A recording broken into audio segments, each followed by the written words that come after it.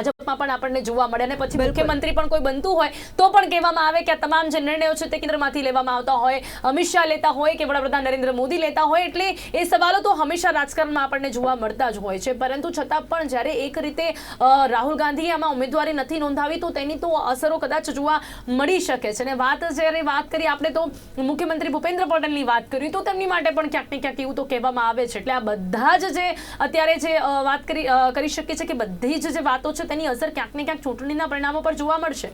બિલકુલ. અને જે રીતે આપણે વાત કરીએ એમ કે ભલે કોઈ પણ પક્ષ હોય એ તો જે નેતૃત્વ છે, કમાન ખરેખર જેના હાથમાં હોય છે તેના થકી જ નિર્ણયો લેવામાં આવતા હોય છે. અને ભારતીય જનતા પાર્ટી તો હંમેશાથી સરપ્રાઇઝિંગ પાર્ટી રહી છે, કારણ કે અત્યારે મુખ્યમંત્રી માટે પણ આપણે સૌ કોઈએ જોયું કે જે નામો લેવામાં આવતા હતા તેમાંથી એક અલગ નામ તરીને આવ્યું અને એ છે ભૂપેન્દ્ર પટેલનું નામ. હવે આ વખતે પણ શું પરિસ્થિતિ રહેવાની છે, આ વખતે પણ ભારતીય જનતા પાર્ટી તે જ સરપ્રાઇઝ લોકોને આપવાની છે, તેના ઉપર પણ સૌ કોઈની નજર તો રહેવાની છે. પરંતુ તેની સાથે સાથે જ આ વખતે જે રીતે આપણે વાત કરીએ એમ કે આમ આદમી પાર્ટી પણ મેદાને છે, તો આમ આદમી પાર્ટી માટે તો આ વખતે કંઈ ગુમાવવા માટે તો નથી, પરંતુ બધું જ મેળવવા માટે છે. એટલે આમ આદમી પાર્ટી દ્વારા પણ જે મુખ્યમંત્રીના ચહેરાની આપણે વાત કરી લઈએ તો અરવિંદ કેજરીવાલ જે રીતે લોકોને પૂછીને કરી રહ્યા છે, એટલે ક્યાંક ને ક્યાંક પિનલ એ પણ થોડી ઘણી અસર પાડી શકે તેમ લાગે છે, કારણ કે લોકો સુધી સીધો પહોંચવાનો પ્રયત્ન અત્યારે તેઓ કરી રહ્યા છે. પરંતુ આખરે જે રીતે હંમેશા આપણે વાત કરતા આવ્યા છે કે ગુજરાતમાં તો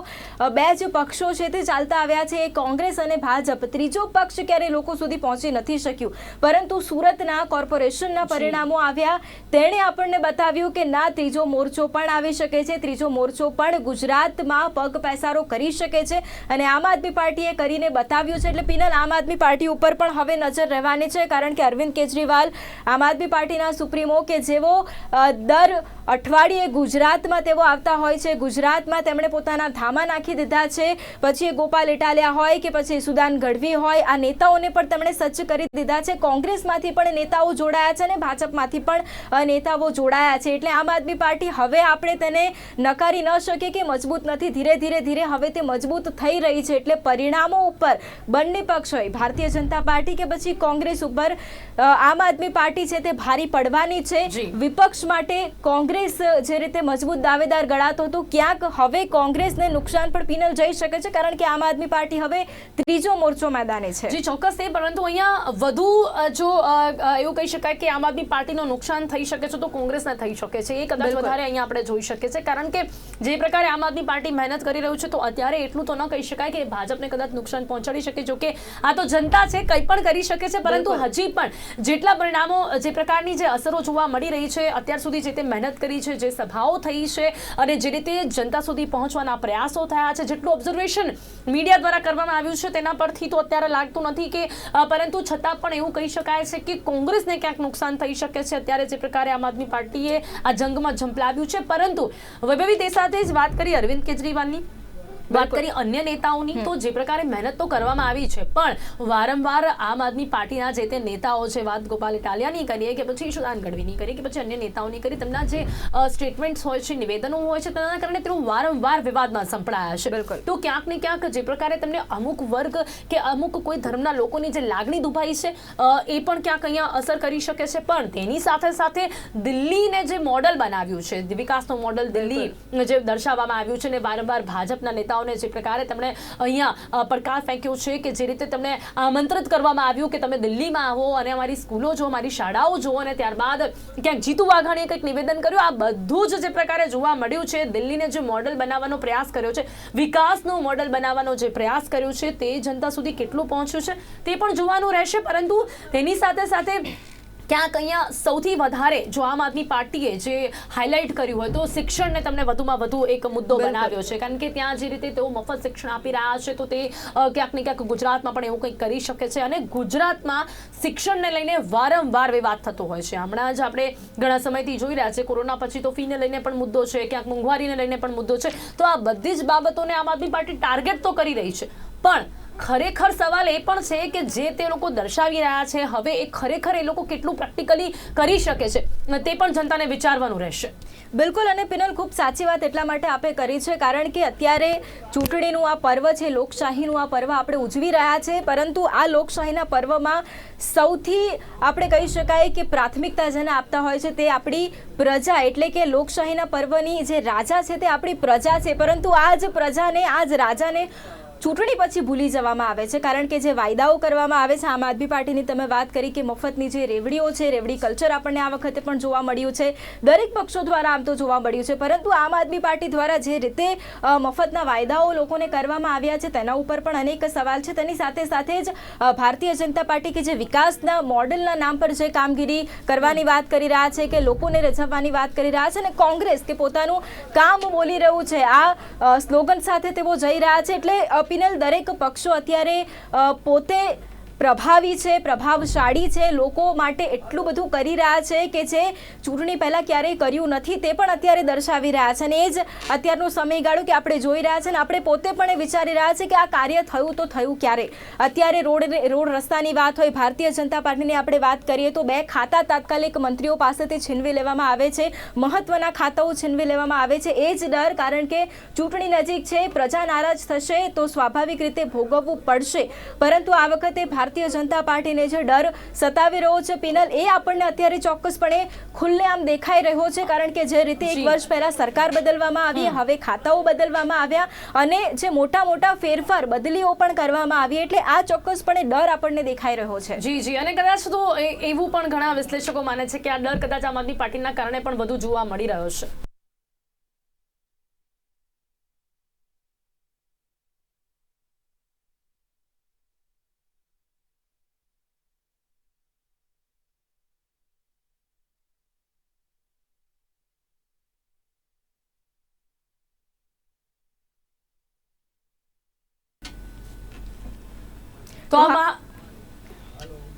તો હાલ ભારતીય જનતા પાર્ટીના પ્રવક્તા ભરતભાઈ ડાંગર અમારી સાથે જોડાઈ ગયા છે. ભરતભાઈ, તારીખો જાહેર કરી દેવામાં આવી છે, હવે આરંભ હે પ્રચંડ હેપની પરિસ્થિતિ. જાણવા માંગીશું કે ભારતીય જનતા પાર્ટી કેટલી સજ્જ છે. મને કે આ તમારે એવું તો તમારે નહીં મળતું એટલે કેવું કોણ કરે ખબર છે? બિલકુલ બેન, તારીખોની જાહેરાત થઈ છે. ગુજરાત ખાતે લોકશાહીના મહાપર્વ ચૂંટણીની તારીખોની જે જાહેરાત થઈ છે તેને ભારતીય જનતા પાર્ટી સ્વાગત કરે છે, તારીખોનું વધાવે છે. મને પૂર્ણ વિશ્વાસ ગુજરાતની સમજુ અને શિક્ષિત જનતા પર છે કે તેઓ પણ આ લોકશાહીના મહાપર્વમાં ઉત્સાહભેર ભાગ લઈને વિકાસવાદની, રાષ્ટ્રવાદની, સુરક્ષાની, રોજગારી સર્જનારી રાજનીતિને મહત્વ આપીને ભારતીય જનતા પાર્ટીની પસંદગી કરશે. મને એ પણ વિશ્વાસ છે કે ગુજરાતના સપૂત, દેશના યશસ્વી પ્રધાનમંત્રી, વૈશ્વિક નેતા માનનીય મોદી સાહેબની અને આદરણીય ભૂપેન્દ્રભાઈ પટેલ મુખ્યમંત્રીશ્રીની જનકલ્યાણકારી યોજનાઓની જે લાભ જન જન સુધી પહોંચ્યા છે, જન જન સુધી જે યોજનાઓની કારણે લોકોના જીવનમાં પરિવર્તન આવ્યું છે, આ બધી જ વિષયોને ધ્યાનમાં રાખીને થયેલા વિકાસને આધારે અને ભારતીય જનતા પાર્ટીનું જે પ્રદેશ અધ્યક્ષશ્રીના નેતૃત્વમાં જે પેજ સમિતિ સુધીનું જે સંગઠન બન્યું છે એને પણ ધ્યાનમાં રાખીને મને પૂરો વિશ્વાસ છે કે આગામી ચૂંટણી એ ભારતીય જનતા પાર્ટી જંગી મતોથી વિજેતા બનશે. અને હું આપના માધ્યમથી ગુજરાતની જનતાને અત્યારથી જ ગુજરાતની જનતા ઉપર વિશ્વાસ કરીને, કાર્યકર્તાના પરિશ્રમ પર વિશ્વાસ કરીને, મોદીજીના સક્ષમ નેતૃત્વ પર આધાર રાખીને હું વિશ્વાસ સાથે કહું છું કે આવો આપણે સૌ 8મી ડિસેમ્બરે ભવ્ય મહાવિજય રેલીમાં ભાગ લઈએ. અત્યારથી જ ભવ્ય મહાવિજય રેલી એટલે કહી શકાય છે કે અત્યારથી જ જે પ્રકારે જીતનો વિશ્વાસ આપ વ્યક્ત કરી રહ્યા છો, શું કહેશો? એ પૂરેપૂરી તૈયારીઓ કરવામાં આવી છે, તારીખો હવે જાહેર થઈ ગઈ છે, આચાર સંહિતા લાગુ થઈ ગઈ છે, હવે નીતિ નિયમોનું પાલન કરવાનું રહેશે, પૂરતો સમય મળ્યો છે. જીતનો વિશ્વાસ જે રીતે આપ વ્યક્ત કરી રહ્યા છો, ચોક્કસપણે પૂરેપૂરી તૈયારીઓ થઈ ચૂકી છે.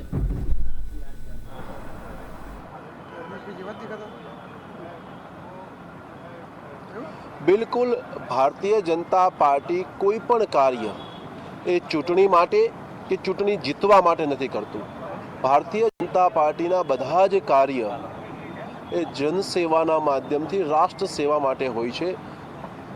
ગરીબમાં ગરીબ વ્યક્તિને કેવી રીતે સરકારની યોજનાઓનો લાભ મળે, એ મુખ્ય ધારામાં કેવી રીતે આવે, એ માટે ભારતીય જનતા પાર્ટી કામ કરતી હોય છે. એટલા માટે ચૂંટણી ક્યારે જાહેર થાય ક્યારે ન થાય એના કરતાં વધારે મહત્ત્વ અમારા કામનું હોય છે.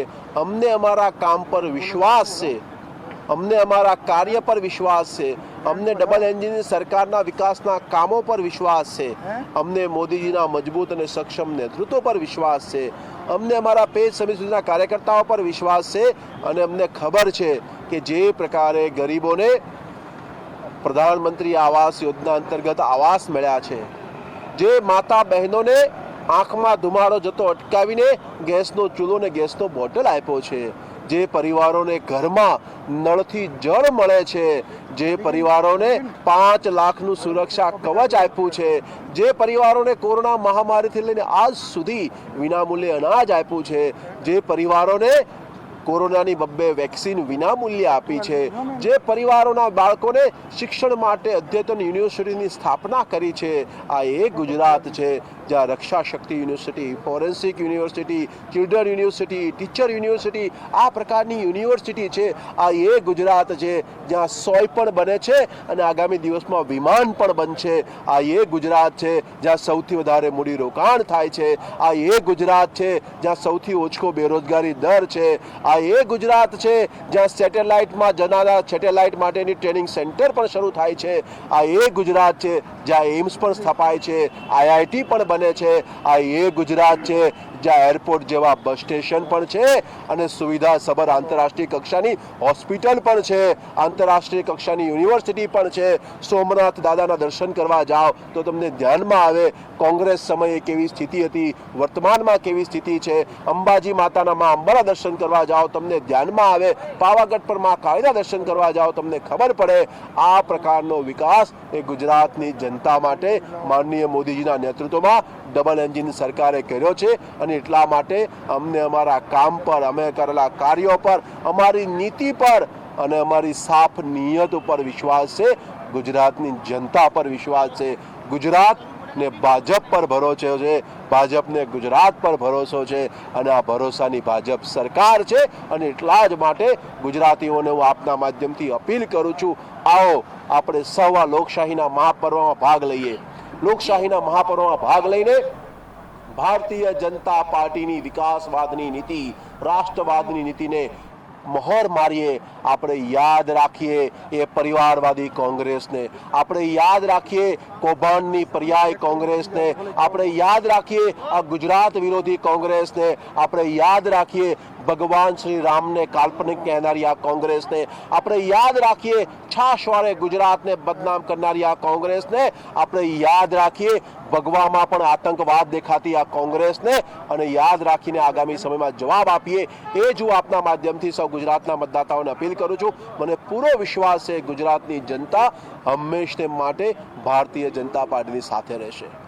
ભાઈ, હવે આપણે ઘણી વાત કરી પણ આ એ જ ગુજરાત છે કે જ્યાં કોરોનામાં ઘણા લોકો માર્યા ગયા. આ એ જ ગુજરાત છે કે જ્યાં મોંઘવારી અત્યારે આસમાને જોવા મળી રહી છે. આ એ જ ગુજરાત છે કે જ્યાં મોરબી હોનારતમાં કેટલાય લોકો માર્યા ગયા છે. આ એ જ ગુજરાત છે કે જ્યાં કેટલાય આંદોલનો પણ ચાલી રહ્યા છે હજી પણ. તો શું લાગે છે તેની પણ કોઈ અસરો જોવા મળશે કે કેમ ભરતભાઈ? બિલકુલ. અને પિનલ, એક સવાલ હું પણ પૂછી લઉં છું ભરતભાઈને. ભરતભાઈ, તમે એવી વાત કરી છે કે તમને જનતા ઉપર ખૂબ ભરોસો છે, પરંતુ જનતાને શું તમારી ઉપર તેટલો જ ભરોસો છે તે પણ જવાબ જોઈએ છે.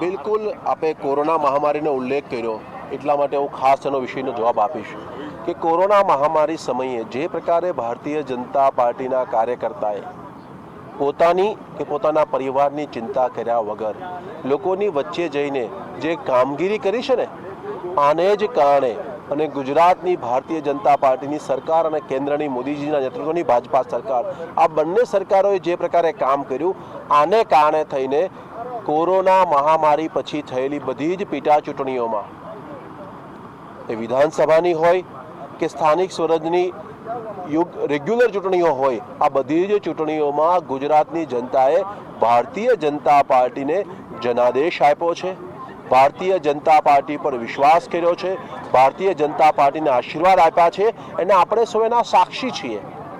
અને એટલા જ માટે મને ગુજરાતની જનતાનો ભાજપ પર ભરોસો છે.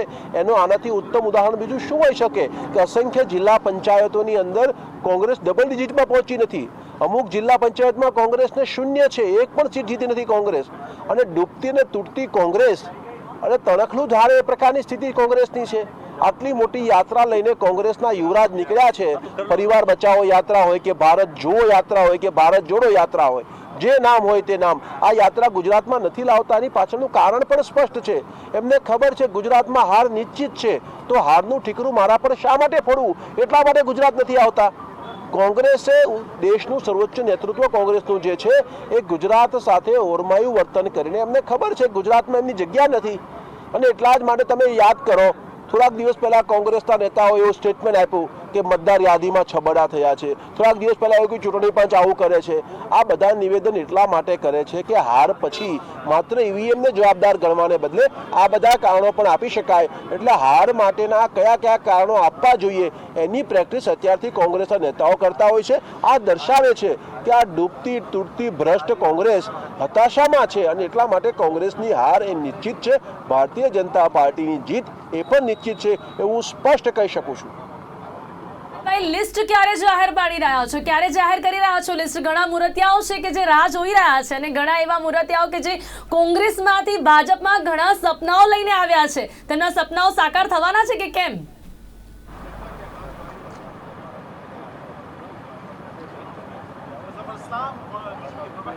ઉમેદવાર કોણ બનશે તેનો નિર્ણય કેન્દ્રીય પાર્લામેન્ટરી બોર્ડ આદરણીય પ્રધાનમંત્રી મોદી સાહેબના માર્ગદર્શનમાં, રાષ્ટ્રીય અધ્યક્ષ નડ્ડાજીના નેતૃત્વમાં અને આદરણીય ગૃહમંત્રી અમિતભાઈ શાહ સાહેબની ઉપસ્થિતિમાં નક્કી કરશે.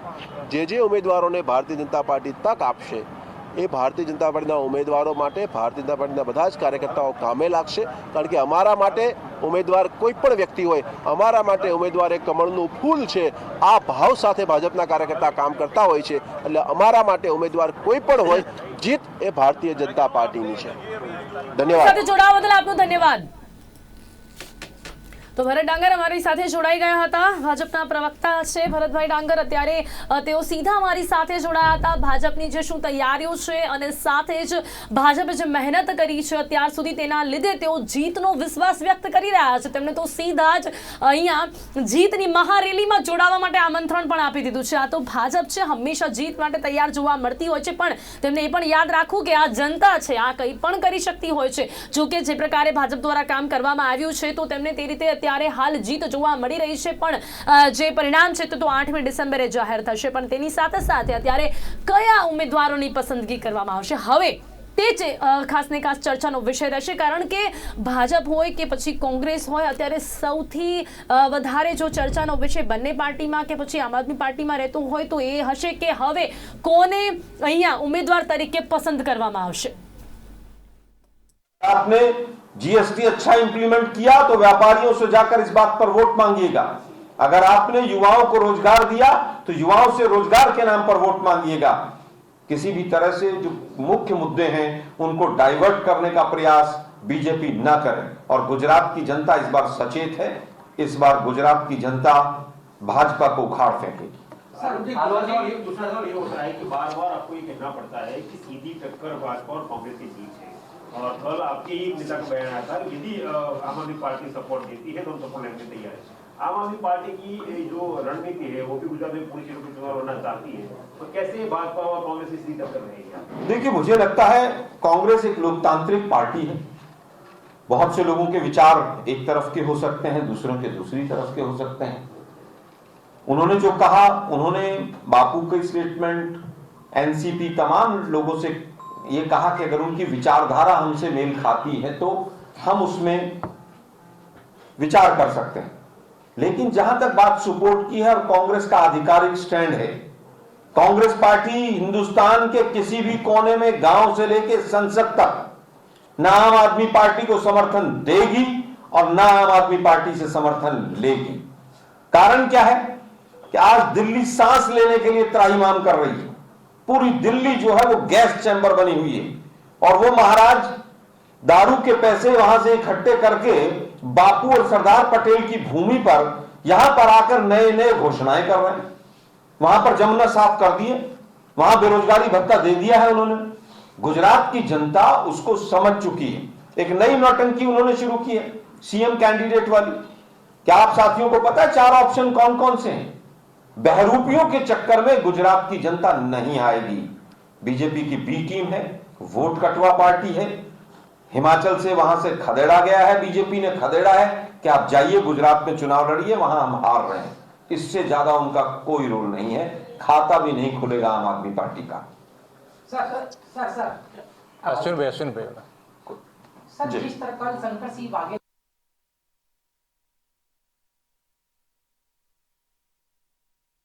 દ્વારા અત્યારે પત્રકાર પરિષદ યોજવામાં આવી છે અને ખાસ કરીને કોંગ્રેસના રાષ્ટ્રીય પ્રવક્તા આલોક શર્મા કે જેમણે પત્રકાર પરિષદ યોજી અને તેમાં તેમણે જણાવ્યું છે કે કોંગ્રેસ આમ આદમી પાર્ટીનું સમર્થન લેશે પણ નહીં અને કોંગ્રેસ આમ આદમી પાર્ટીને સમર્થન આપશે પણ નહીં। તો ગઈકાલે જે પ્રકારે ચર્ચા થઈ હતી કોંગ્રેસ દ્વારા સમર્થન આપવાની વાત આમ આદમી પાર્ટીને, તો હવે અત્યારે જે इसका नहीं है, वो विषय नहीं। जहां तक बात है बापू साहब की, मैंने वो PIL वाली उनकी स्टेटमेंट देखी नहीं है। इतना जरूर है कांग्रेस पार्टी ने कल आधिकारिक तौर पर chief justice Gujarat high court को पत्र लिखा है कि SIT जो केवल लीपापोती है, जिसमें केवल बीजेपी के शासन के जो अधिकारी हैं, जो उनके खास पिट्ठू हैं, जो अधिकारी वो रखे गए हैं, उस SIT को भंग किया जाए। रिटायर्ड हाई कोर्ट या सुप्रीम कोर्ट के जज के तत्वाधान में नई SIT बने और वो SIT दोषियों को सलाखों के पीछे भेजने के साथ साथ जो कंपेंसेशन का अमाउंट है उसको भी तय करे। बापू साहब ने अगर ऐसा किया है तो वो गुजरात की जनता की भलाई में है, हम उसका स्वागत करते हैं। आलोक जी, आज गुजरात सरकार ने आज सुबह ही होमगार्ड का और GRD का पगार बढ़ाया, तो उस पर आपका क्या कहना, उसको आप किस तरह से देखते हैं? देखिए, इलेक्शन कमीशन का उनको पता चल ही गया था और मोदी साहब जो हैं वो पिछले 10-12 दिन से जिस तरह से घोषणाएं और नए नए वादे करते घूम रहे थे, तो ये कोई नई बात नहीं है। इलेक्शन आ गए हैं तो उनको होमगार्ड भी दिखाई देगा, पुलिस भी दिखाई देगा। लेकिन अहमदाबाद में जब पीछे बारिश हो रही थी और हर चौराहे पे जाम लगे थे, तब होमगार्ड की संख्या बढ़ जाए या गुजरात पुलिस की संख्या बढ़ जाए, तब दिखाई नहीं दिया उनको। सरो भाई सर, इलेक्शन कमीशन को पूछा गया कि जब ये अनाउंसमेंट क्यों इतना डिले किया गया, तो उन्होंने कहा कि एक वजह ये भी है मोरबी की घटना और शोक प्रकट करने वाला दिन, इस पर क्या कहेगा? देखिए, मोरबी की घटना से तो पूरा देश ही स्तब्ध है।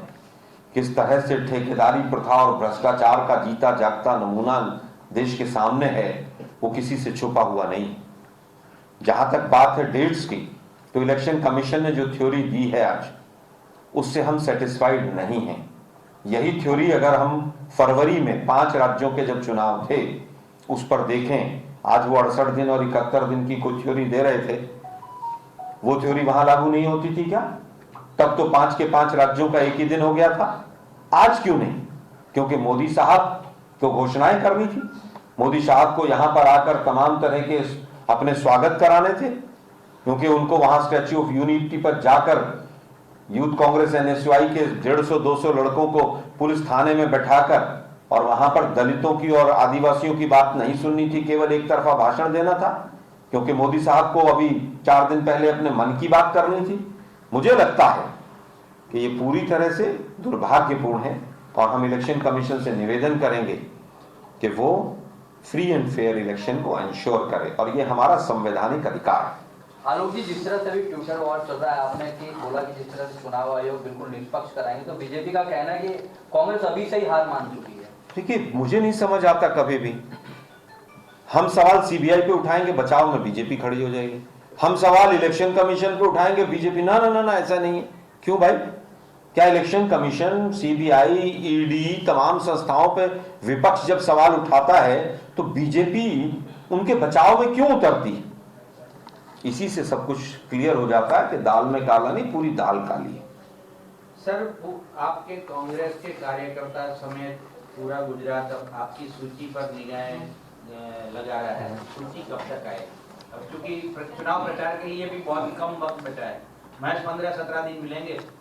बहुत अच्छा सवाल आपने पूछा है और आज भी स्क्रीनिंग कमेटी की बैठक दिल्ली में चल रही है। लिस्ट आते ही मैं भाई को सबसे पहले दूंगा। सर कल तो मुख्यमंत्री की घोषणा भी करने वाले आम आदमी पार्टी का जो कैंपेनिंग है जो वोटिंग पहले है 182 के पहले मुख्यमंत्री की घोषणा, उनका फेस जो मुख्यमंत्री पद की घोषणा, मुख्यमंत्री की कैंडिडेट की घोषणा, कैंडिडेट। क्या किसी को पता 4 ऑप्शन कौन कौन से हैं? पूरे सभागार में किसी को पता किसके लिए वोट देना? सर मुख्य इसमें जो मांग है उत्तराखंड के अंदर जो इनका सीएम बनने जा रहा था, सीएम इन वेटिंग था, वो कहां है आजकल पता है? वो कर्नल साहब, वो बीजेपी के प्रवक्ता हैं उत्तराखंड के। गोवा में भी सरकार बन रही थी और गोवा वाले जो इनके सीएम कैंडिडेट थे उनकी जमानत जब्त हो गई थी। इनकी कोई जिस तरह से गुमराह करने की मशीनरी है ना, वो मोदी साहब से भी फास्ट है। अभी मैंने दूसरे चैनल पर पूछा अभी कि इनकी 4 ऑप्शन कौन से हैं, कौन बन रहा है, कौन कैंडिडेट कहां से लड़ रहा है। 4 कैंडिडेट हो, 2 कैंडिडेट हो, 6 ऑप्शन हो, 10 ऑप्शन हो, कुछ तो देंगे। ये सब गुमराह करने के धंधे हैं। वहां भी कहा था महिला सुरक्षा पे हम वो कराएंगे, क्या रायशुमारी, शराब की दुकानें रेजिडेंशियल एरिया में दिल्ली में नहीं खुलने देंगे, महिलाओं की रायशुमारी कराएंगे, और फिर 700-800 दुकानें खोल दी रेजिडेंशियल एरिया में। ये बहरूपिया है, इससे बचिए। Thank you Thank you. Thank you thank you.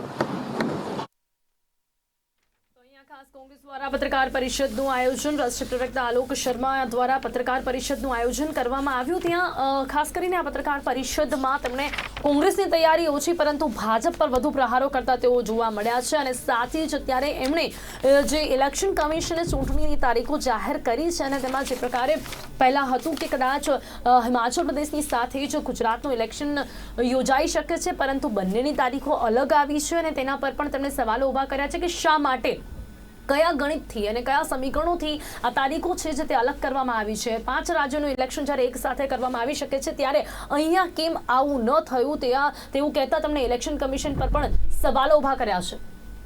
બિલકુલ, અને પિનલ ખાસ કરીને ગંભીર આક્ષેપો પણ લગાવવામાં આવ્યા છે ઈડી પર હોય કે પછી ઇલેક્શન કમિશન ઉપર પણ હોય। કોંગ્રેસ દ્વારા જે આક્ષેપ કરવામાં આવ્યા છે કે જ્યારે પણ ઈડી હોય, સીબીઆઈ હોય, ઇલેક્શન કમિશનને જ્યારે સવાલ પૂછવામાં આવે છે ત્યારે કેમ ભારતીય જનતા પાર્ટી જવાબ આપતી હોય છે, શા કારણે ભારતીય જનતા પાર્ટીને જવાબ આપવાની ફરજ પડે છે। ત્યારે અત્યારે વિધાનસભાની ચૂંટણી પહેલાં જ્યારે આક્ષેપ અને પ્રતિ આક્ષેપોનો મારો ચાલતો હોય ત્યારે સ્વાભાવિક રીતે આક્ષેપોને એમાં પણ ગંભીર આક્ષેપો થતા જ હોય છે। અને અત્યારે આલોક શર્મા કે જેઓ કોંગ્રેસના રાષ્ટ્રીય પ્રવક્તા છે તેમણે પત્રકાર પરિષદ યોજીને જે ગંભીર આક્ષેપો કર્યા છે તેને લઈને પણ હવે મનમાં અનેક સવાલો ઊભા થઈ રહ્યા છે। જી ચોક્કસથી અહીંયા વૈભવી કહેવા માંગીશ કે કદાચ તેમણે કહ્યું કે ભાજપ જવાબ નહીં પણ બચાવ કરે છે, એટલે જ્યારે પણ સવાલો કરવામાં આવે ઈડી, સીબીઆઈ કે પછી ઇલેક્શન કમિશન પર કોઈ પણ સવાલો ઊભા કરવામાં આવે ત્યારે ભાજપ તરત જ બચાવ માટે આગળ આવી છે। તો તેનાથી જ ઘણું બધું સ્પષ્ટ થાય છે તેવું તેમનું માનવું છે ને એવી રીતે તેમણે આક્ષેપો કર્યા છે।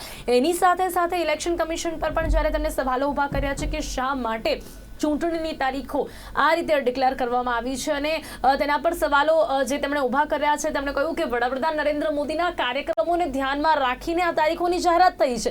એની સાથે તેમણે જણાવ્યું કે વડાપ્રધાન નરેન્દ્ર મોદીના હજી ઘણા કાર્યક્રમો બાકી હતા। એની સાથે તેમણે સ્ટેચ્યુ ઓફ યુનિટીની મુલાકાત લેવાની હતી, ત્યાં પણ તેમના કાર્યક્રમો હતા। મન કી બાત તેમણે હજી પણ કરવાની હતી। તો આ બધા જ તેમના કાર્યક્રમોને ધ્યાનમાં રાખીને જે ચૂંટણીની તારીખો છે તે આ રીતે ડિક્લેર કરવામાં આવી છે। પણ એની સાથે જ્યારે આ સવાલો ઊભા કર્યા છે ત્યારે કોંગ્રેસ પર સવાલ એ ઊભો થાય છે કે કોંગ્રેસ શું અત્યારથી હાર માનીને બેસી ગઈ છે? શું કોંગ્રેસને અત્યારથી જ બીક લાગી ગઈ, અત્યારથી જ ડર લાગી ગયો છે જેના કારણે તેઓ ઇલેક્શન કમિશન પર સવાલો ઊભા કરી રહ્યા છે? તેવા પ્રહારો ભાજપ દ્વારા પણ કરવામાં આવી રહ્યા છે। તો આ તો ચૂંટણીની તારીખોની જાહેરાત થતાં જ આક્ષેપ પ્રતિ આક્ષેપોનો દોર શરૂ થઈ ચૂક્યો છે તેવું કહી શકાય છે। તો વધુ વાત કરતા રહીશું, આપણે જણાવતા રહીશું, પરંતુ હાલ સમય થયો છે એક વિરામનો।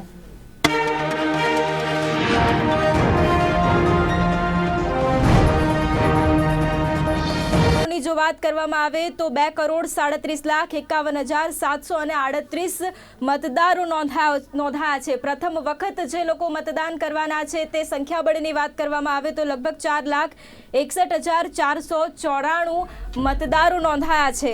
જી, તો 1 અને 5મી ડિસેમ્બરે ગુજરાતમાં યોજાશે મતદાન। કેટલાય સમયથી જે રાહ જોવાઈ રહી હતી ગુજરાતમાં ચૂંટણી ક્યારે યોજાશે તો આજે તારીખો જાહેર થઈ ચૂકી છે તો 1 અને 5મી ડિસેમ્બરે યોજાશે મતદાન. પ્રેસ કોન્ફરન્સનું આયોજન કરવામાં આવ્યું અને ખાસ કરીને જે સમયની રાહ જોવાઈ રહી હતી ગુજરાત વિધાનસભા ઇલેક્શન કે જેની તારીખો જાહેર થઈ ચૂકી છે. 1 તારીખે પ્રથમ તબક્કાનું મતદાન યોજાશે તો 5મી ડિસેમ્બરે યોજાશે બીજા તબક્કાનું મતદાન. તેની માટે જે નોટિફિકેશન જાહેર કરવામાં આવે છે વિધાનસભાની ચૂંટણી માટેનું જો પ્રથમ નોટિફિકેશન જાહેર કરવામાં આવે છે 5મી તારીખે 5મી નવેમ્બરે નોટિફિકેશન જાહેર કરવામાં આવશે અને ત્યારબાદ ડિસેમ્બર મહિનામાં યોજાશે ગુજરાત વિધાનસભા ચૂંટણીનું મતદાન અને 1 ડિસેમ્બરે યોજાશે પ્રથમ તબક્કાનું મતદાન અને ત્યારબાદ યોજાશે 5મી ડિસેમ્બરે બીજા તબક્કાનું મતદાન. તો ગુજરાત વિધાનસભાની ચૂંટણીની જે તારીખો છે તે જાહેર થઈ ચૂકી છે તો કેટલાય સમયથી રાહ જોવાઈ રહી હતી અને ત્યારબાદ જ્યારે મોરબી દુર્ઘટના સર્જાઈ ત્યારે ક્યારેક ફરી એક વખત એક વિરામ લેવામાં આવ્યો અને ત્યારબાદ આજે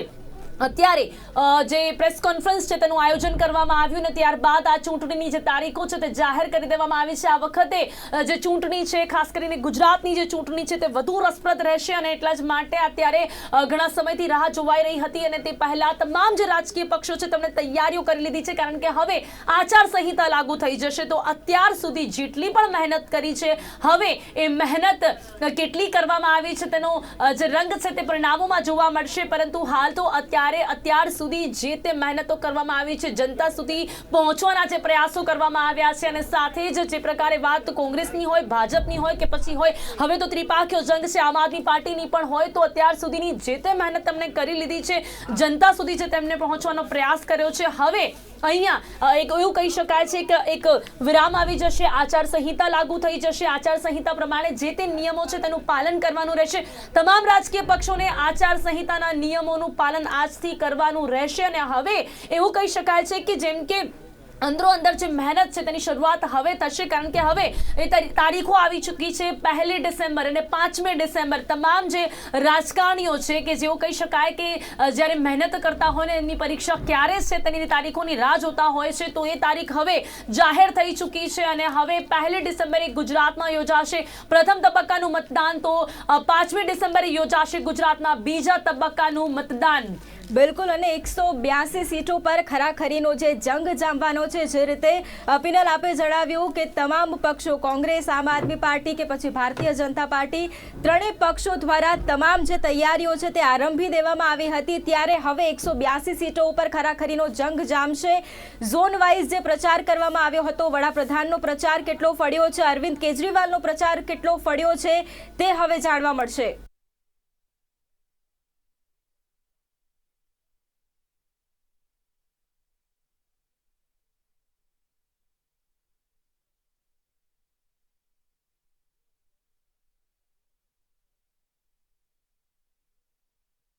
નવા 3.4 લાખ મતદારો સુધારેલી નામાંકન ડેડલાઇનનો લાભ લીધો છે અને હવે ગુજરાતની જો વાત કરવામાં આવે તો અહીંયા ખાસ કરીને 1274 વિશેષ મહિલા મતદાન મથકો પણ ઊભા કરવામાં આવ્યા છે તો 182 મતદાન મથકો એવા છે કે જ્યાં તમામ જે દિવ્યાંગો છે તે ચૂંટણી નું જે સંચાલન છે તે કરશે. તો હાલમાં અત્યારે ભાજપ દ્વારા પત્રકાર પરિષદનું આયોજન કરવામાં આવ્યું છે. સી આર પાટીલ સાહેબના નેતૃત્વમાં જે પ્રમાણે આજે સંગઠને કાર્ય કર્યું છે અને ગુજરાતની અંદર જે પ્રમાણે ગુજરાત રાજ્યના મુખ્યમંત્રી ભૂપેન્દ્રભાઈ પટેલની સરકાર જે કાર્ય કરી રહી છે આ કાર્ય પ્રમાણે તમે જોવા જાઓ તો ભારતીય જનતા પાર્ટી તમામ બેઠકો પર વિજય મેળવી રહી છે અને ચૂંટણી પંચની આજે જે પ્રેસ કોન્ફરન્સ થઈ એમાં 2 તબક્કાની અંદર ગુજરાતમાં ચૂંટણી યોજાઈ રહી છે. 1 ડિસેમ્બર અને 5મી ડિસેમ્બર 2 તબક્કામાં મતદાન થશે અને બંને તબક્કાની અંદર મતદાન થયા બાદ 8મી ડિસેમ્બરે એની ચૂંટણીની તારીખો છે જે રિઝલ્ટની તારીખ છે અને દિવસે પરિણામ જાહેર કરવામાં આવશે. સાથે સાથે આજથી જ ભારતીય જનતા પાર્ટીની ચૂંટણી પસંદગી સમિતિની બેઠક શરૂ થઈ ગઈ છે જેની અંદર આદરણીય સી આર પાટીલ સાહેબના નેતૃત્વમાં આ બેઠક યોજાઈ છે જેમાં ભારતના ગૃહમંત્રી આદરણીય અમિતભાઈ શાહ, ગુજરાત રાજ્યના મુખ્યમંત્રી શ્રી ભૂપેન્દ્રભાઈ પટેલ તેમજ સુધીર ગુપ્તાજી, મનસુખભાઈ માંડવિયાજી અને પુરુષોત્તમ રૂપાલા સહિતના અપેક્ષિત સભ્યોની હાજરીમાં આ બેઠક યોજાઈ રહી છે. આ વિશેષ ઉપસ્થિતિમાં જે આ બેઠક યોજાઈ છે તેમાં આજે 13 જિલ્લા અને 47 બેઠકોની ચર્ચા કરવામાં આવશે અને ત્યારબાદ બાકીની બેઠકોની ચર્ચા આવતીકાલ અને પરમ દિવસે 2 દિવસ કરવામાં આવશે અને આ ચૂંટણી પ્રક્રિયાની અંદર જે લોકોએ ઉમેદવારી માટે દાવા કર્યા છે તેમની એક પસંદગી કરી એક પેનલ બનાવી અને સેન્ટ્રલ પાર્લામેન્ટરી બોર્ડને મોકલી આપવામાં આવશે. 14 તારીખ જે છે ફોર્મ ભરવાની છેલ્લી તારીખ છે અત્યાર સુધીમાં ઉમેદવારો જાહેરાત એ ભારતીય જનતા પાર્ટી ભારતીય જનતા પાર્ટી યોગ્ય સમયે ઉમેદવારોની જાહેરાત કરે છે અને 14 તારીખ પહેલાં જ આપને ભારતીય જનતા પાર્ટીના યોગ્ય બેઠક પર યોગ્ય ઉમેદવારો એની જાણ પક્ષ દ્વારા કરવામાં આવશે. ફેઝ વાઇઝ ઉમેદવારો જાહેર કરાશે કે એક સાથે કરાશે?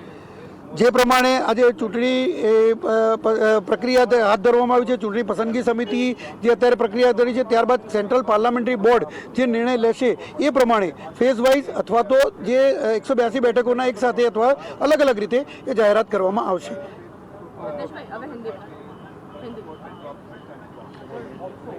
હિન્દીમાં કોણ બોલે? એમને જફરજીને બોલાવી લો હિન્દીમાં. હિન્દીમાં જફર, હા, નેશનલ પ્રવક્તા છે ને. હા, અત્યારે હાલ ભાજપ દ્વારા પ્રેસ કોન્ફરન્સનું આયોજન કરવામાં આવ્યું ને જ્યારે ચૂંટણીની તારીખો જાહેર થઈ ચૂકી છે ત્યારે ખાસ કરીને 13 જિલ્લા અને 47 બેઠકો માટે આજે ભાજપ દ્વારા ચર્ચા કરવામાં આવશે અને બાકીની જે બેઠકો છે તેની માટે પછીથી ચર્ચા કરવામાં આવશે. પરંતુ આજે જે પ્રકારે હવે તૈયારીઓ શરૂ થઈ છે, જ્યારે તારીખો જાહેર થઈ ચૂકી છે ત્યારે ભાજપ દ્વારા આજે 13 જિલ્લા અને 47 બેઠકો માટે ચર્ચા કરવામાં આવશે તેવું હાલમાં અત્યારે પત્રકાર પરિષદનું આયોજન કરીને ભાજપ દ્વારા જણાવવામાં આવ્યું છે.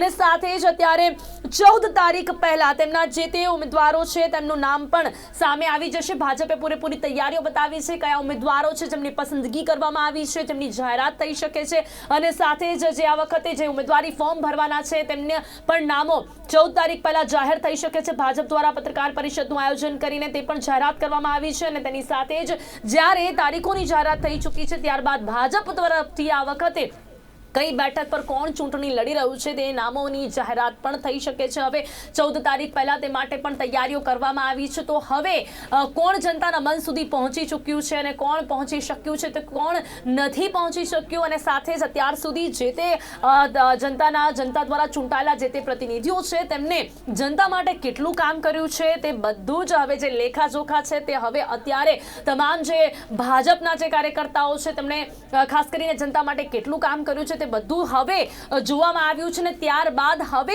ઉમેદવારી પત્રક કોના દ્વારા ભરવામાં આવશે તે પણ જોવાનું રહેશે. ભાજપ દ્વારા કયા નામો છે તેની જાહેરાત કરવામાં આવશે તેની પણ જાહેરાત 14 તારીખ પહેલા થઈ શકે છે. વૈભવી, બિલકુલ. અને જનતાના મન સુધી કોણ પહોંચ્યું છે તે તો હવે 8મી ડિસેમ્બરે જ પિનલ આપણને બધાને ખબર પડશે, કારણ કે ત્રણેય પક્ષો અત્યારે સજ્જ છે અને જે રીતે આપે જણાવ્યું એમ કે ભાજપ દ્વારા પત્રકાર પરિષદ સંબોધવામાં આવી અને યોગ્ય ઉમેદવારોને 14 તારીખ પહેલા જાહેર કરવામાં આવશે. અને આજે પણ ભારતીય જનતા પાર્ટીની પાર્લામેન્ટરી બોર્ડની બેઠક જે મળી રહી છે તેમાં પણ અમુક નામો છે જે નક્કી કરવામાં આવશે. સૌ કોઈની નજર રહેવાની છે. જનતા પાર્ટી ચૂંટણી આવતીકાલે હોય, ચૂંટણીને મહિનાની વાર હોય કે ચૂંટણીને 29 દિવસની વાર હોય, ભારતીય જનતા પાર્ટીનું CR પાટીલનું લશ્કર સાબદું છે.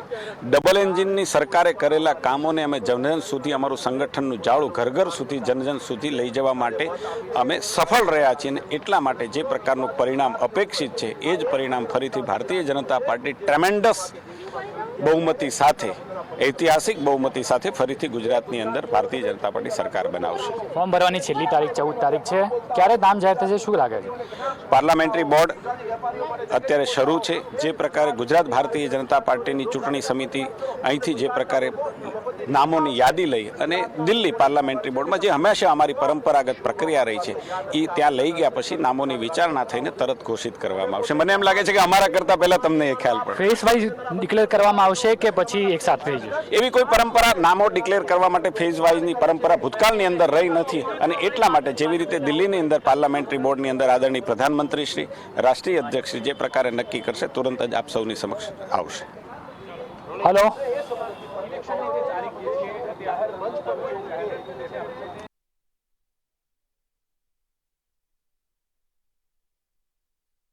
પણ અત્યારે ભારતીય જનતા પાર્ટીના નેતા સાથે વાતચીત કરવાનો પ્રયત્ન કર્યો. લોકશાહીના સર્વોચ્ચ પર્વની આ તારીખો કે જેની જાહેરાત થઈ ચૂકી છે. 1 ડિસેમ્બરે પ્રથમ તબક્કો અને 5મી ડિસેમ્બરે બીજા તબક્કાનું જે મતદાન છે તે કરવામાં આવશે. લગભગ જો ખાસ કરીને વાત કરવામાં આવે તો ત્રણેય પક્ષો દ્વારા પિનલ જે રીતે તૈયારીઓ કરવામાં આવી હતી, આમ આદમી પાર્ટીના રેવડી કલ્ચરની વાતો હોય કે ભારતીય જનતા પાર્ટીના વિકાસનું સૂત્ર હોય કે પછી કોંગ્રેસનું કામ બોલે છે આ સૂત્ર હોય, ત્રણેય પક્ષો દ્વારા દરેક રીતે તમામ લોકોને રીઝવવાના પ્રયત્ન કરવામાં આવ્યા છે. પિનલ, ચોક્કસથી તો કહી શકાય કે અત્યારે ભાજપને કમલમ ખાતે સંકલન સમિતિની બેઠક મળી છે. ઇલેક્શનની તારીખો પણ જાહેર થઈ ચૂકી છે. પહેલી અને 5મી 2 ફેઝમાં ઇલેક્શન છે. 8 તારીખે હિમાચલ પ્રદેશ અને ગુજરાતનું એક સાથે જ રિઝલ્ટ આવવાનું છે. ફોર્મ ભરવાની સૌથી છેલ્લી તારીખ છે 14 તારીખ. તો ચોક્કસથી કહી શકાય કે 14 નવેમ્બર પહેલા ભારતીય જનતા પાર્ટી 182 વિધાનસભા માટે પોતાના ઉમેદવારો જાહેર કરી દેશે તેવી પૂરેપૂરી શક્યતાઓ છે. 2 ફેઝમાં ઇલેક્શન છે, એક સાથે બધા નામો જાહેર થશે તેવું પણ મહેશ કસવાલાજી કરી રહ્યા છે. તો ચોક્કસથી કહી શકાય કે ભારતીય જનતા પાર્ટી હવે ઇલેક્શનમાં પૂરેપૂરી જ આવી છે કે વડાપ્રધાન નરેન્દ્ર મોદી પણ આગામી દિવસોમાં ઘણી બધી વખત આવવાના છે. અલગ અલગ જિલ્લાઓમાં સભા કરવાના છે, જ્ઞાતિવાઇઝ સભાઓ કરવાના છે. તો ચોક્કસથી કહી શકાય કે ઇલેક્શનની તારીખો જાહેર થઈ ગઈ છે. ગુજરાતની જે ઘડીનો અંત છે આવ્યો છે. જે તમામ લોકો આજે એક જ રાહ જોઈ રહ્યા હતા કે ઇલેક્શન ક્યારે આવશે ગુજરાતમાં, તો તેનો રાહ જોવાનો અંત આવી ચૂક્યો છે. તારીખો જાહેર થઈ ચૂકી છે. તો ચોક્કસથી જો વાત કરવામાં આવે તો 182 વિધાનસભાઓ પર ભાજપ હવે પોતાના જે દાવેદારો છે તે ક્યારે નક્કી કરશે તે હવે જોઈ રહ્યું. ખાસ કરીને જો વાત કરવામાં આવે તો ત્યારે સંકલન સમિતિની બેઠક ચાલી રહી છે. કેન્દ્રીય મંત્રી અમિત શાહ, ભૂપેન્દ્ર પટેલ મુખ્યમંત્રી, ભાજપ અધ્યક્ષ CR પાટીલ, સહપ્રભારી સુધીર ગુપ્તાજી અને બીજા અન્ય પાર્લામેન્ટરી બોર્ડના જે સભ્યો છે તમામ લોકોની બેઠક ચાલી રહી છે. દરેક જિલ્લામાંથી જે સાયન્સ લઈને આવે છે નિરીક્ષકો એક નામ કરશે, એમાંથી ટોપ 5 નું લિસ્ટ નક્કી કરવામાં આવશે. ત્યારબાદ પાર્લામેન્ટરી બોર્ડની બેઠક CMના નિવાસ સ્થાને મળશે. અને ખાસ કરીને જો વાત કરીએ તો CM નિવાસસ્થાને ટોપ 5 નામો કયા છે એ નામો પર મોહર લાગશે અને ત્યારબાદ 182 વિધાનસભાઓના દાવેદાર કોણ હશે તેની પર આખરી મોહર લાગીને નામો જાહેર કરવામાં આવશે. તો ચોક્કસ કહી શકાય કે છેલ્લી તારીખ છે 14 નવેમ્બરે. 14 નવેમ્બર 12 નવેમ્બર સુધી ભાજપ કોઈ પણ રીતે પોતાના 182 દાવેદારો છે એટલે કે જેમને ટિકિટ આપવાની છે તેનો લિસ્ટ છે નક્કી કરી દેશે. જી, તો અત્યારે જે પ્રકારે માહોલ જામી ચૂક્યો છે અને હવે જ્યારે તારીખોની જાહેરાત થઈ ચૂકી છે ત્યારે હવે જોવાનું રહેશે કે જે ગત પરિણામો જોવા મળ્યા હતા, જે ગત બેઠકો હતી તે કોના ભાગે ગઈ હતી, તે બેઠક ઉપર જીત્યા પછી કોણે કેટલી મહેનત કરી છે. અને હવે ખાસ કરીને જે પ્રકારે જે કાર્યકાળ જે તેમનો રહ્યો છે, હવે ગુજરાત વિધાનસભાના કાર્યકાળની વાત કરવામાં આવે તો 23મી ફેબ્રુઆરી હવે કાર્યકાળ સમાપ્ત થઈ રહ્યો છે અને હવે ચૂંટણી યોજાશે, નવો કાર્યકાળ જેની શરૂઆત થશે. ખાસ કરીને જે મહેનત પછી ભાજપ હોય, કોંગ્રેસ હોય કે આમ આદમી પાર્ટી હોય, પરંતુ આ વખતે ત્રિકોણીય જંગ થવાનો છે. આમ આદમી પાર્ટી પણ ખૂબ જ સક્રિય છે. કોંગ્રેસ પણ એક પછી એક પોતાના કોંગ્રેસ પાર્ટીએ પોતાના પ્રમુખ બદલ્યો છે. તે પણ એક નવી સ્ટ્રેટેજી સાથે મેદાનમાં ઉતર્યા છે. ભાજપ અધ્યક્ષ CR પાટીલ પણ હંમેશા તેમને જીતની સફળતાની જ આશા હોય છે, તો તે પણ હવે એક સ્ટ્રેટેજી બનાવી રહ્યા છે. પરંતુ અત્યારે તમામ પાર્ટીનું ફોકસ છે કે કયા દાવેદારોને અત્યારે મેદાનમાં ઉતારવા. કોઈ પણ જિલ્લો કે કોઈ પણ જે સીટ હોય ત્યાં કયો દાવેદાર સૌથી વધારે મજબૂત છે, કોની વધારે લોકપ્રિયતા છે. તો ચોક્કસ તેને કારણે કહી શકાય, કેમ કે વોટર પણ હવે સમજદાર થઈ ગયો છે. વોટર પણ હોશિયાર છે કે વિકાસને જોઈને મત નથી વિકાસને જોઈને મત આપે છે, કોઈ પાર્ટી કે કોઈ ચહેરાને જોઈને મત નથી આપતો. તો એ પ્રમાણેની સ્ટ્રેટેજી આ વખતે પાર્ટીએ ગોઠવી છે. ચોક્કસ કહે છે કે સરકારી યોજનાઓ લોકો સુધી કઈ રીતે પહોંચી જાય તેના પર અમુક વારંવાર વડાપ્રધાન નરેન્દ્ર મોદી પોતાની સભામાં ઉલ્લેખ કરતા હોય છે કે સરકારી યોજનાઓ લોકો સુધી કઈ રીતે પહોંચી છે, કઈ રીતે લોકો તેનો લાભ મેળવ્યો છે, કોરોના કાળમાં સરકારે કયા પ્રકારનું કામ કર્યું છે તેની પણ સમીક્ષાની જે વાત છે હંમેશા તે કરતા હોય છે. તો ચોક્કસ કહી શકાય કે આગામી દિવસો વડાપ્રધાન નરેન્દ્ર મોદી પણ ગુજરાત આવશે. કેટલાય જિલ્લાના કેટલાય શહેરોમાં જવાના છે, અનેક સભાઓ કરવાના છે. તો ચોક્કસ કહી શકાય છે કે ઇલેક્શન હવે આવી ચૂક્યું છે. લગભગ 28 દિવસથી ઓછા સમય રહ્યો છે. અત્યારે 1 ડિસેમ્બરે પહેલો ફેઝ છે, 5 ડિસેમ્બર બીજો ફેઝ છે અને 8 તારીખે હિમાચલ પ્રદેશ અને ગુજરાતનું બંનેનું મતદાનનું રિઝલ્ટ એક સાથે જ આવશે અને 12 ડિસેમ્બર સુધી લગભગ નવી સરકારને રચાઈ જશે. જી,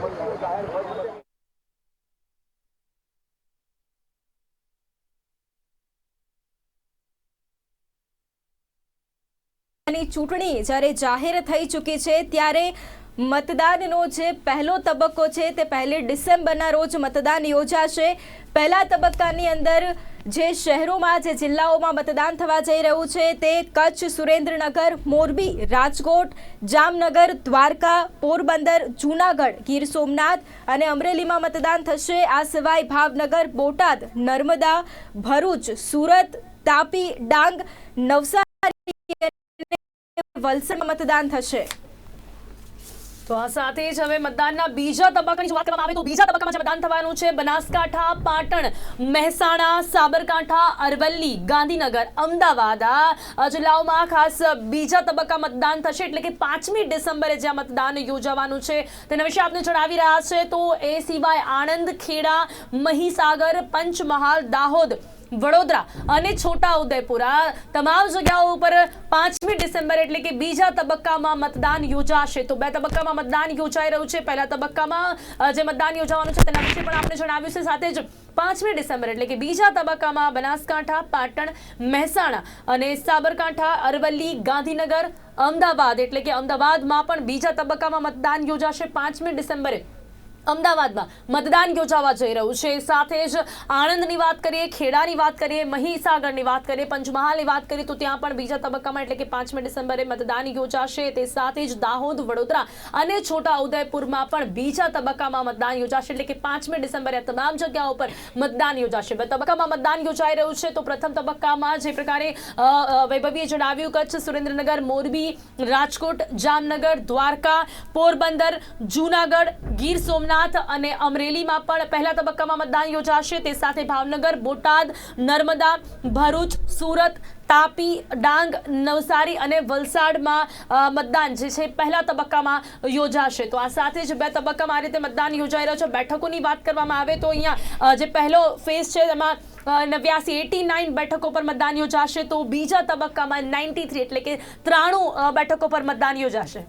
બિલકુલ. અને જ્યારે મધ્ય ગુજરાતની પિનલ આપણે વાત કરીએ છીએ તો ભારતીય જનતા પાર્ટીનો ગઢ મધ્ય ગુજરાત રહ્યું છે, પરંતુ સૌરાષ્ટ્રની જ્યારે એક તરફ વાત કરીએ તો કોંગ્રેસનો ગઢ સૌરાષ્ટ્ર અત્યારે જોવા મળી રહ્યું છે. એટલે ભારતીય જનતા પાર્ટી હોય, આમ આદમી પાર્ટી હોય કે પછી કોંગ્રેસ હોય, તમામની નજર એપી સેન્ટર આ વખતે આપણે કહી શકીએ તો સૌરાષ્ટ્ર રહેવાનું છે. સૌરાષ્ટ્રની આ 54 બેઠકો કે જેની ઉપર સૌ કોઈની નજર રહેવાની છે.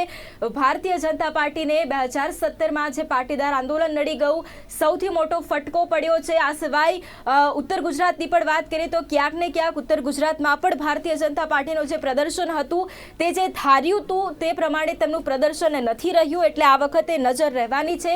પરંતુ પિનલ, મધ્ય ગુજરાતની જે રીતે અમે વાત કરી એમ કે જે તમામ સીટો હોય, પછી વડોદરા હોય કે પછી અમદાવાદ હોય, વધારે સીટો છે તે ભારતીય જનતા પાર્ટીના ફાળે જતી હોય છે. એટલે હજુ પણ જે શહેરી વિસ્તાર છે તે ક્યાંક ભારતીય જનતા પાર્ટી માટે ખૂબ મોટી કડી જીતવામાં સાબિત થઈ રહ્યો છે. તેની સાથે સાથે જ લોકોનો જે વિશ્વાસ છે મધ્ય ગુજરાતની અંદર, શહેરી વિસ્તારોની અંદર, તે ભારતીય જનતા પાર્ટી તરફ દેખાઈ રહ્યો છે. પરંતુ આ વખતે વડાપ્રધાન હોય કે પછી આમ આદમી પાર્ટીના સુપ્રીમો હોય, તેમણે આદિવાસી જિલ્લો હોય કે પછી ઓબીસી વિસ્તાર હોય, તેમાં ખાસ ધ્યાન આપ્યું છે કે એ જે સમાજ છે, એ જે વિસ્તાર છે, ત્યાંના લોકો પણ ભારતીય જનતા પાર્ટીને મતદાન કરે. અથવા અરવિંદ કેજરીવાલ જ્યારે ગુજરાત આવે છે ત્યારે તેઓ પણ ત્યાં ધ્યાન આપે છે. એટલે તે કિલ્લો પણ સર કરવા માટે આમ આદમી પાર્ટી પણ હવે મેદાને છે. એટલે આવનાર સમયમાં આપણે જોઈશું કે ત્રણેય પક્ષો મેદાને તો છે, પરંતુ આ જે સમીકરણો છે, જાતિ જ્ઞાતિના જે સમીકરણો છે, તે ખરેખર કઈ રીતે રંગ લાવે છે અને કઈ રીતે પરિણામ આવે છે. જી વૈભવી, ખૂબ સાચી વાત આપે કરી. ખાસ સૌરાષ્ટ્રની જો વાત કરવામાં આવે, કચ્છ સૌરાષ્ટ્ર, તો આ વખતે સૌથી વધુ ધ્યાન ત્યાં આપવામાં આવશે ભાજપ દ્વારા. ઓવરઓલ તો આપણે જોઈએ છે કે ભાજપ જે ચૂંટણી છે તે જીતતું આપણને જોવા મળે છે, પણ ધીમે ધીમે જે રીતે ભાજપની જે બેઠકો ઓછી થતી જોવા મળી છે ને તેમાં પણ જ્યારે વાત ખાસ કરીને સૌરાષ્ટ્રની હોય ને હમણાં જ જ્યારે મોરબી હોનારત આપણે જોઈ હોય તો તેના પણ પરિણામો, તેની જે અસર છે પરિણામો પર જોવા મળી શકે છે. ત્યાં લોકો હજી પણ આઘાતમાં છે અને સાથે જ હજી પણ જે ગુનેગારો છે તેમને સજા નથી મળી. તો ક્યાંક ને ક્યાંક લોકોમાં એક રોષ અને એક ગુસ્સો જોવા મળી રહ્યો છે. ને જ્યારે વાત સૌરાષ્ટ્રની હોય ને સૌરાષ્ટ્રમાં જ વધુ મહેનત કરવાની જરૂરિયાત ભાજપને હોય ને એવા જ સમયમાં જ્યારે આ પ્રકારની હોનારત થઈ હોય કે જે કોઈ કુદરતી આફત ન હોય, પરંતુ અહીંયા લોકોની ભૂલ અને અમુક બેજવાબદાર લોકોના કારણે બનેલી આવી ઘટના હોય કે જ્યાં લોકોએ જીવ ગુમાવ્યા હોય ને જ્યાં હજી પણ ગુનેગારો ખુલ્લે આમ ઘૂસ ફરી રહ્યા હોય, ત્યારે એવા સમયમાં તેની અસર પણ અહીંયા પરિણામો પર જોવા મળી શકે છે. ને જ્યારે વાત ગત પરિણામોની કરીએ તો જે પ્રકારે વાત કરી સૌરાષ્ટ્રની 54 બેઠકો, જે પ્રકારે વૈભવીએ પણ જણાવ્યું, તેમાં પરિણામો ભાજપ જે છે 23 બેઠકો પર તેનો વિજય થયો હતો, તો કોંગ્રેસનો 30 બેઠકો પર વિજય અને એનસીપીના ફાળે 1 બેઠક ગઈ હતી. તો આજે પરિણામો અહીંયા જોઈ શકે છે. કોંગ્રેસના ફાળે જે વધુ બેઠકો ગઈ હતી તે પહેલાથી જ ભાજપ માટે ચિંતાનો વિષય છે. ત્યારે વધુ મહેનતની જરૂરિયાત ત્યાં સૌરાષ્ટ્રમાં ઓલરેડી ભાજપને હતી. તો 54 બેઠકો આ વખતે ભાજપ તેમાંથી કઈ રીતે વધુમાં વધુ બેઠકો પોતાના નામે કરી શકે છે તે માટે ધ્યાન ધ્યાન કેન્દ્રિત કરવામાં આવ્યું હતું. તમામ જે ભાજપના નેતાઓ છે, જે તે સૌરાષ્ટ્રમાં જેમનું કહી શકાય છે કે વર્ચસ્વ જોવા મળતું હોય તેવા બેઠકો, તેવા જે નેતાઓ છે તે નેતાઓ ત્યાં પૂરેપૂરી મહેનત કરવાનો પ્રયાસ કર્યો છે. પરંતુ અંતે જ્યારે મોરબીમાં જે આ ઘટના બની છે તેના કારણે પણ તેના ઊંધા પરિણામો જોવા મળી શકે છે. તે સાથે જ ઉત્તર ગુજરાતની વાત કરી વૈભવીએ તો ત્યાં પણ જો વાત કરવામાં આવે, ઉત્તર ગુજરાતમાં જે 32 બેઠકો છે તે બેઠકોમાંથી ભાજપના ફાળે 14 બેઠકો તો કોંગ્રેસના ફાળે 17 બેઠકો તો ખાસ કરી અહીંયા આ પણ જોઈ શકીએ છીએ આપણે કે ક્યાંક ને ક્યાંક ત્યાં પણ જે રસાકસીનો જંગ ગત પરિણામોમાં જોવા મળ્યો હતો. તો એટલે જે પ્રકારે આ પરિણામો અહીંયા ઉત્તર ગુજરાત અને સૌરાષ્ટ્રના આપણને જોવા મળ્યા છે, ત્યારે આ વખતે આ ઉત્તર ગુજરાત અને સૌરાષ્ટ્ર કચ્છમાં ક્યાંક ને ક્યાંક ભાજપને વધુ મહેનત કરવાની જરૂરિયાત છે. બિલકુલ. અને પિનલ, જે રીતે આપણે વાત કરી એમ કે મોરબીની જે દુર્ઘટના જે બની છે, હજુ પણ લોકોના આંસુ નથી સુકાઈ રહ્યા, એટલે લોકોમાં એક આક્રંદ છે, પરંતુ તેની સાથે સાથે રોષ પણ છે. પરંતુ પિનલ, આ સિવાય પણ જો આપણે વાત કરીએ તો છેલ્લા 5 વર્ષની અંદર ઘણી બધી ઘટનાઓ ઘટી છે. એ કોરોનાનો સમય હોય, એ સરકાર ઉપર લોકોના પ્રહાર હોય, સરકાર ઉપર લોકોનો રોષ હોય, તે પણ આ કોરોના કાળની અંદર જોવા મળ્યો છે. ક્યાંક ને ક્યાંક સરકારની નિષ્ફળતા સામે લોકોએ સવાલ પણ ઉઠાવ્યા છે. તેની સાથે સાથે જ જે આંદોલનો થઈ રહ્યા છે, છેલ્લા 1 વર્ષની અંદર જે આંદોલનો થયા છે તેને લઈને પણ લોકોમાં અત્યારે રોષ નજરે પડી રહ્યો છે. એટલે ચોક્કસથી આ બધા જે મહત્વની બાબતો છે તે સરકારને આગામી સમયમાં લડવાની છે.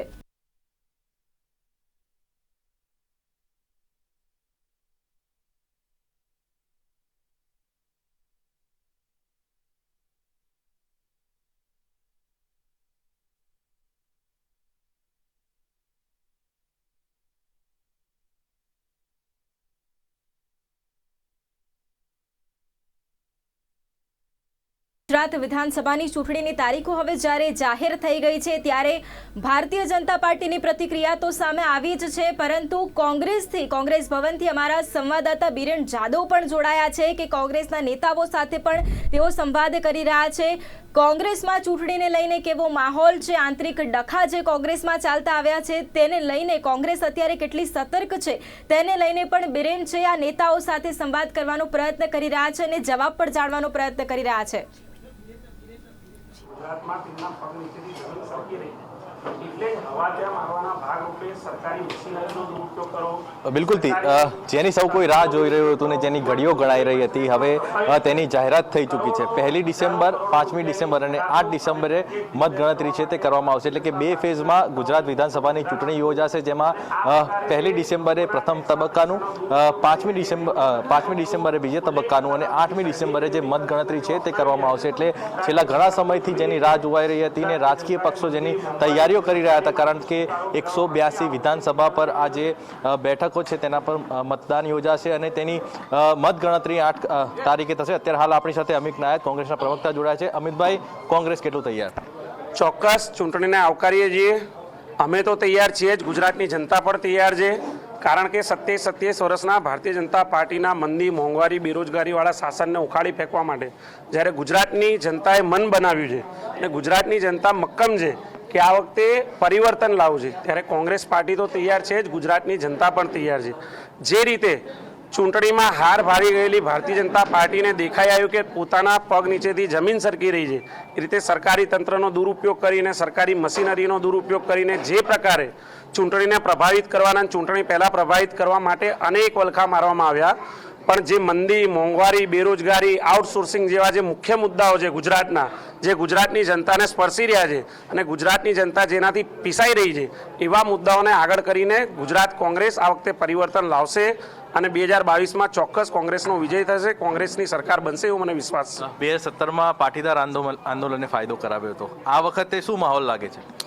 પાટીદાર આંદોલન હોય, ઓબીસી આંદોલન હોય કે અન્ય આંદોલનો સરકાર સામે હોય અને સરકાર સામે જ્યારે યુવાનો કંટાળીને અને પોતાના પ્રશ્નોનું નિરાકરણ ના આવતું હોય, સરકાર જ્યારે વારંવાર તેમને મૂર્ખ બનાવતી હોય, આવા આંદોલનો ચાલતા રહેતા હોય છે. 2017માં જે આંદોલનો હતા એના કરતાં પણ વધારે આંદોલનો 2017થી 2022ની વચ્ચે ગાંધીનગરના મહાત્મા મંદિર ખાતે થયા છે. ત્યાં કોકના કોક બાને કોકને કોક મંડપ બાંધીને પછી એલઆરડીના મિત્રો હોય કે બિન સચિવાલયના મિત્રો હોય કે શિક્ષણ સંસ્થાઓ સાથે જોડાયેલા શિક્ષકોની ભરતીના મુદ્દા હોય, અનેક લોકોએ ભારતીય જનતા પાર્ટીની ગુજરાત સરકાર સામે સામે બાયો ચડાવી છે, આંદોલનો કર્યા છે, ધરપકડ વળી છે.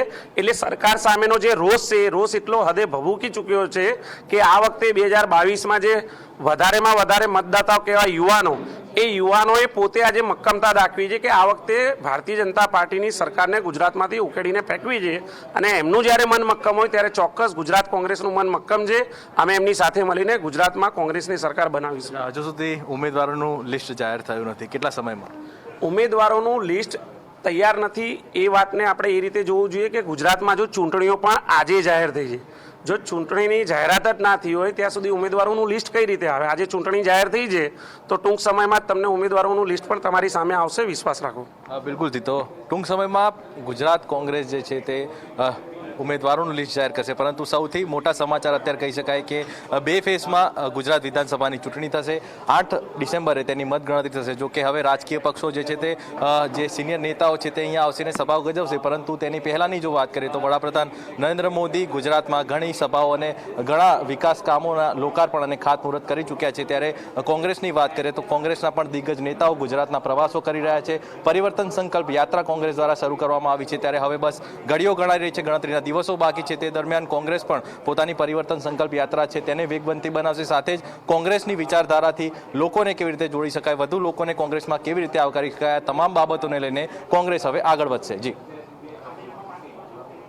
કરીને અત્યારે સંવાદદાતાએ જે કોંગ્રેસ ભવનથી જોડાયા અને નેતાઓ સાથે વાતચીત કરવાનો પ્રયત્ન કર્યો, પરંતુ જે રીતે કોંગ્રેસની પરિવર્તન સંકલ્પ યાત્રા અત્યારે જે ચાલી રહી છે એ તો આગામી સમયમાં કેટલું પરિવર્તન લાવશે એ તો સમય જ બતાવશે, એટલે કે પરિણામ જ બતાવશે. પરંતુ જે નેતૃત્વની અત્યારે વાત કરી છે તે જ નેતૃત્વ, કેન્દ્રીય નેતૃત્વ, તેને મજબૂત થવાની અત્યારે જરૂર છે. ગુજરાત વિધાનસભાની ચૂંટણીની અંદર એ નેતૃત્વની કેટલી ભૂમિકા રહેશે પિનલ, એ પણ આગામી સમયમાં જોવાનું રહેશે. વૈભવીને વાત જ્યારે કોંગ્રેસની હોય ત્યારે કોંગ્રેસને આ વખતે વધુ મહેનત કરવી જ પડે. જો કે દર વખતે કરવાની જરૂરિયાત રહેતી હોય છે, પરંતુ આ વખતે ક્યાંક ને ક્યાંક વિપક્ષ માટે પણ અત્યારે હાલ દિલ્હી હોવાથી અત્યારે હાલ આલોક શર્મા જે છે તે પત્રકાર પરિષદને સંબોધશે. પરંતુ બીજી તરફની જો વાત કરવામાં આવે કે હજી સુધી ભારતીય જનતા પાર્ટી અથવા કોંગ્રેસ દ્વારા ઉમેદવારોનું લિસ્ટ જાહેર કરવામાં આવ્યું નથી. પરંતુ હવે જ્યારે ચૂંટણીની જાહેરાત થઈ ચૂકી છે ત્યારે ટૂંક સમયમાં કોંગ્રેસના અને ભારતીય જનતા પાર્ટીના જે ઉમેદવારો છે તેની પણ જાહેરાત થશે. જી,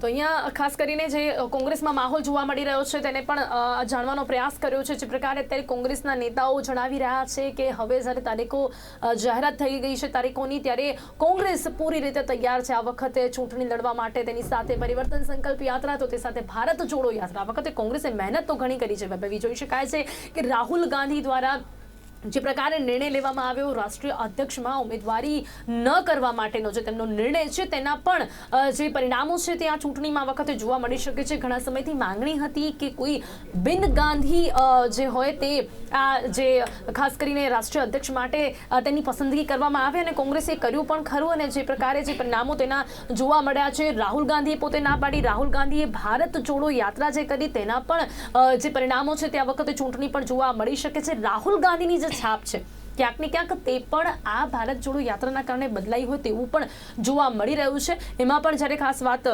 સૌરાષ્ટ્રની હોય, ઉત્તર ગુજરાતની હોય, તો એમાં તો પરિણામો પણ ક્યાંક ને ક્યાંક કોંગ્રેસ તરફી થોડા જોવા મળ્યા હતા. પરંતુ હજી પણ મધ્ય ગુજરાત અને દક્ષિણ ગુજરાતની વાત કરવામાં આવે, ઉત્તર ગુજરાતની વાત, મધ્ય ગુજરાત અને દક્ષિણ ગુજરાતની જ્યારે વાત કરવામાં આવે ત્યારે ત્યાં કોંગ્રેસે ઘણી મહેનત કરવાની જરૂરિયાત છે. કારણ કે જ્યારે વાત શહેરી વિસ્તારની હોય ત્યારે એ શહેરી વિસ્તાર હજી પણ ક્યાંક ને ક્યાંક ભાજપ તરફી જ હંમેશા જોવા મળે છે. ને હવે જ્યારે વાત ત્રિપાંખ્યો જંગ જ્યારે જોવા મળવાનો છે, ક્યાંક કે અત્યાર સુધી જે ગુજરાતમાં વર્ષોથી જે ચૂંટણીનો જંગ છે તે ભાજપ અને કોંગ્રેસ આ બે પક્ષો વચ્ચે જોવા મળ્યો છે. પણ હવે આમ આદમી પાર્ટીએ જ્યારે પૂર જોશમાં ઝંપલાવ્યું છે, પોતાનું લક હવે પ્રથમ વખત અજમાવા જઈ રહી છે આમ આદમી પાર્ટી આ રીતે, તો વિપક્ષ તરીકે પણ મજબૂત રહેવા માટે કોંગ્રેસે આ લડત લડવી પડશે. વૈભવ, બિલકુલ. અને પિનલ, જે રીતે આપે જણાવ્યું એમ કે રાહુલ ગાંધી આ વખતે અધ્યક્ષ પદની ચૂંટણીમાં તેમણે પહેલેથી જ ના પાડી દીધી હતી. પરંતુ ક્યાંક ને ક્યાંક હજુ પડે નેતૃત્વ ઉપર એટલા માટે સવાલ છે. લોકો આશા રાખીને તો બેઠા જ છે,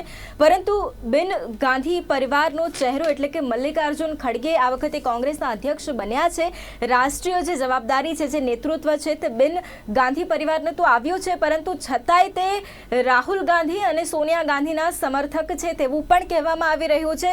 એટલે આ નિર્ણય તો ખરેખર મલ્લિકાર્જુન ખડગે ખડગે પોતે લઈ રહ્યા છે કે રાહુલ ગાંધી કે સોનિયા ગાંધીના કહેવાથી લેવામાં આવી રહ્યું છે તે પણ એક જોવાની વાત તો રહેવાની છે, પરંતુ એ જ નેતૃત્વ હવે ગુજરાતમાં કઈ રીતે પગ પેસારો કરે છે અને ગુજરાતમાં કઈ રીતે એ નેતૃત્વ જમ્પ લાવે છે તેની સાથે સાથે પણ વૈભવી એમાં એ ચોક્કસપણે આપણે જોઈ શકીએ છીએ, કહી શકીએ છીએ, લોકો કહી રહ્યા છે મલ્લિકાર્જુન ખડગે જ્યારે આ બન્યા છે રાષ્ટ્રીય અધ્યક્ષ ત્યારે કોણ નિર્ણય લે છે, પણ હવે એ તો વાત